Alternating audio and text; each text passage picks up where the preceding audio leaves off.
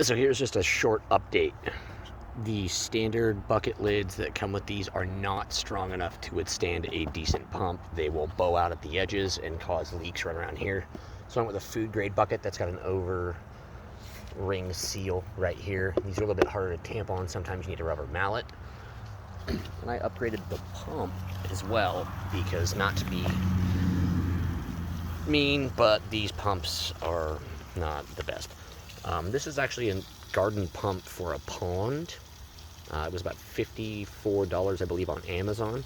I'm kind of impressed with the flow rate, and I just stirred everything on the bottom up, so it's kind of nasty. But with the leak and everything going on, oh, look, a redworm.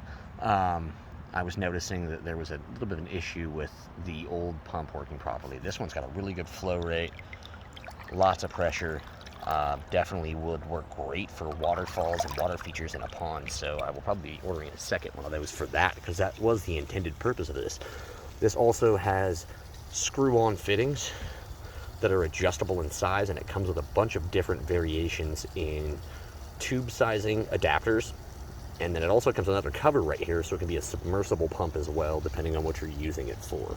So if you're looking at my last pond video, this would honestly be way overkill for a pond like that. But once we get the front yard pond done, it will definitely not be overkill. So I will put a link for this on the Amazon list in the bio.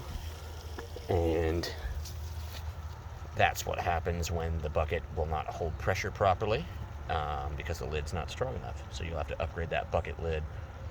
That's just a small remedy for a simple task. Thanks for watching.